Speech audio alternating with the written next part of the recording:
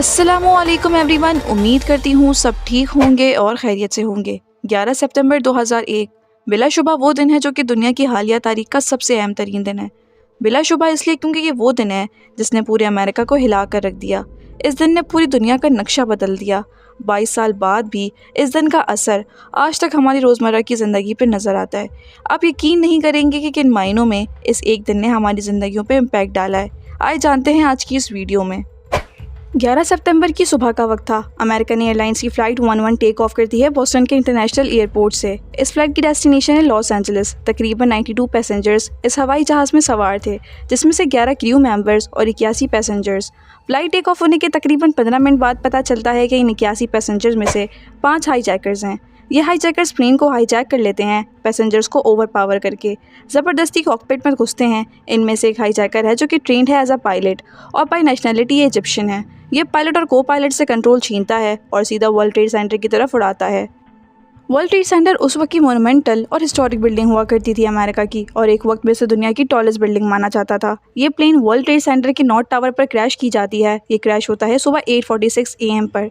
इस वक्त जो प्रेसिडेंट था जॉर्ज बुश, वो उस वक्त पर जब ये वाक़या पेश आया फ्लोरिडा के स्कूल विजिट पे थे, और उनके white house chief of staff को ये खबर मिलती है तो वो जॉर्ज बुश को बताते हैं और उनको यकीन नहीं होता।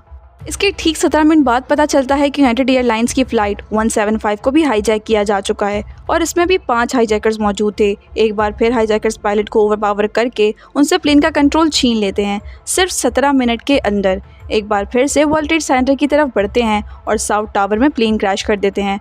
दूसरा क्रैश और दूसरे टावर पर।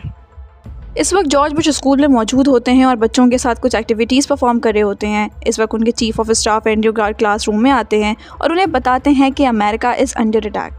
लेकिन जॉर्ज बुश क्लास में ही रहते हैं और अगले 7 मिनट तक वो एक्टिविटीज़ को कंटिन्यू रखते हैं।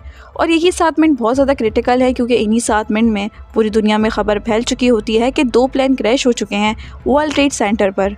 दूसरे प्लेन के क्रैश होने के कुछ मिनटों बाद ही पता चलता है कि 2 मज़ीद प्लेन्स और हाईजैक हो चुके हैं। एक है अमेरिकन एयरलाइन फ़्लाइट 77 जिसने वाशिंगटन के इंटरनेशनल एयरपोर्ट से टेक ऑफ किया था, लॉस एंजलिस जा रही थी, और इस प्लेन में भी 5 हाईजैकर्स मौजूद थे।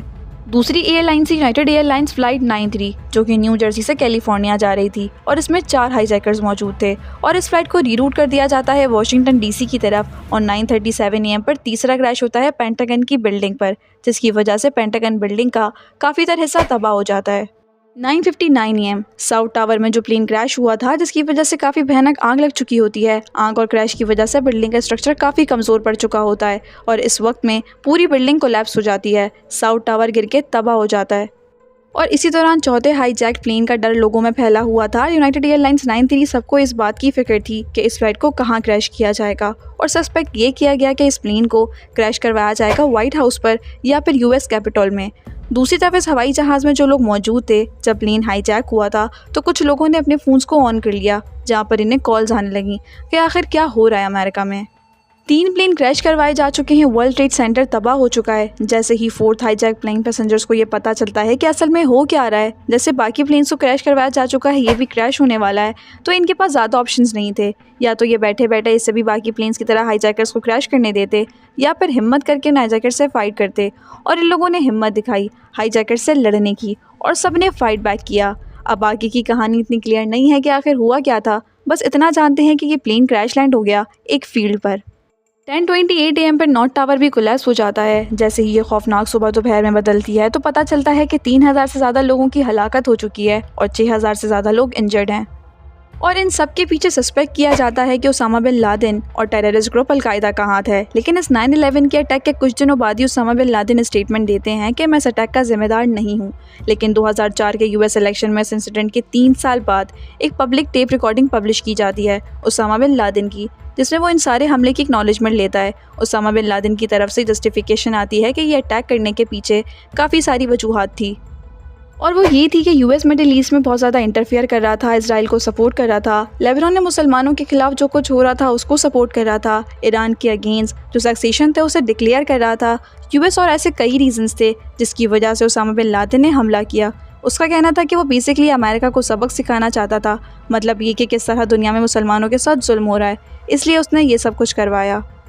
9/11 कमीशन रिपोर्ट के मुताबिक खालिद शेख मोहम्मद को आर्किटेक्ट प्रिंसिपल बताती ही इन अटैक्स का, और यही खालिद शेख मोहम्मद ही इन्वॉल्व था 1993 में होने वाले बॉम्बिंग का वर्ल्ड ट्रेड सेंटर पर। इसको और 4 एक्यूज लोगों को जेल में रखा गया है, जो कि अभी तक ट्रायल अंडर गो कर रहा है। और दूसरी तरफ उसामा बिन लादेन को मार दिया गया 2011 में। लेकिन सबसे ज़्यादा अहम ये है यहाँ पे जानना कि एक आम इंसान की ज़िंदगी पर इस 9/11 के हमले का क्या असर पड़ा है। आपको एक बात बताती चलूँ, इस हमले ने सिर्फ अमेरिकन को नहीं बल्कि पूरी दुनिया को ही सफ़र करना पड़ा है, और वो भी आज तक। इस 9/11 के सिर्फ 6 हफ्तों बाद एक पैट्रियट एक्ट पास किया गया यूएस कांग्रेस में। और इस एक्ट का मकसद क्या था? ये पैट्रियट एक्ट दरअसल अमेरिकन गवर्नमेंट को फुल पावर देता था कि वो अपने सिटीजन्स पर जासूसी कर सकते हैं। वो किसी भी किताबों को, रिकॉर्ड्स को, पेपर्स को, डॉक्यूमेंट्स को, हर चीज़ को किसी की भी इजाज़त के बगैर उन पर स्पाई कर सकते हैं। साथ ही जुडिशरी की पावर को कम कर दिया, और ये एक्ट हर किसी पर लागू था। लोगों ने पॉइंट आउट किया कि कैसे गवर्नमेंट ने पैट्रियट एक्ट को इस्तेमाल किया, टेररिस्ट थ्रेट को एज एन एक्सक्यूज़ इस्तेमाल किया अपने खिलाफ बोलने वालों को खामोश कराने के लिए। 9/11 के बाद एक और बदलाव पूरी दुनिया में आया, एयरपोर्ट सिक्योरिटी में। आपको हैरानी होगी ये जान के कि 2001 से पहले दुनिया के ज़्यादातर एयरपोर्ट्स पर कोई ख़ास सिक्योरिटी चेक नहीं की जाती थी, बस आईडी चेक होती थी। और जो मेटल डिटेक्टर्स हम शॉपिंग मॉल्स में देखते हैं, बस उससे गुजर कर जाना होता था बोर्डिंग से पहले। और ज़्यादा पहले एयरपोर्ट आना भी नहीं पड़ता था एयरपोर्ट्स पर फ़्लाइट बोर्डिंग के लिए।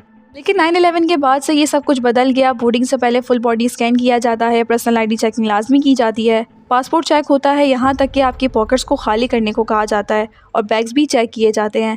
लैपटॉप्स और बाकी डिवाइसेस को बाहर निकाल कर रखना पड़ता है। और ऐसे ही काफ़ी छोटी छोटी रिस्ट्रिक्शंस हैं जो पहले नहीं हुआ करती थी। उसामा ने हमला करने के पीछे एक्सक्यूज़ यूज़ किया था कि अमेरिका मिडिल ईस्ट में बहुत ज़्यादा इंटरफियर कर रहा है। लेकिन 9/11 के बाद ये चीज़ और भी ज़्यादा देखने को मिलती है। 9/11 के बाद अमेरिका हमला करता है अफ़गानिस्तान पर, जो कि हम आज तक होता देख रहे हैं। इसी के साथ अमेरिका आज तक इराक़ पर हमले करता रहता है। उसामा बिन लादेन का कहना था कि ये सब कुछ उसने इसलिए किया क्योंकि मुस्लिम पर दुनिया भर में बहुत ज़्यादा जुल्म और ज़्यादती हो रही है। मगर इस 9/11 हमले के बाद मुसलमानों पर हमले मज़ीद बढ़ गए। देखिए, उसामा बिन लादेन तो दुनिया से चला गया, पर इस हमले की वजह से कितने ही मासूम लोगों की जानें आज तक जा रही हैं। अमेरिका अफ़गानिस्तान इराक़ पर हमले करता है, ये कह करके जो हमारे मासूम लोग मारे गए हम उसका बदला ले रहे हैं। तालिबान ग्रुप कहती है कि हम अपने बदले ले रहे हैं, और इस तरह ये जंग अभी तक चल रही है। हमारा ये समझना बहुत ज़रूरी है कि इंतहा पसंदी को पैदा करती है। जब एक शख्स इंतहा पसंदी के अमल में मुब्तला हो जाता है तो इससे दूसरे लोग भी इंतहा पसंदी की तरफ राग़िब होते हैं, और अक्सर छोटी सी बात से शुरू होती है, फिर ये चेन रिएक्शन बन जाता है जहाँ हर किसी का जवाब इंतहा पसंदी बढ़ने लगती है। इसलिए ये अहम है कि हम अमन और सुलह की तरफ का रास्ता इख्तियार करें ताकि इंतहा पसंदी ख़त्म हो और अमन और सुलह कायम रहे। उम्मीद करती हूँ आपको ये वीडियो पसंद आई होगी और इससे बहुत कुछ जानने को मिला होगा। So if you like this video then don't forget to subscribe, like and share. अल्लाह हाफ़िज़ टिल द नेक्स्ट वीडियो।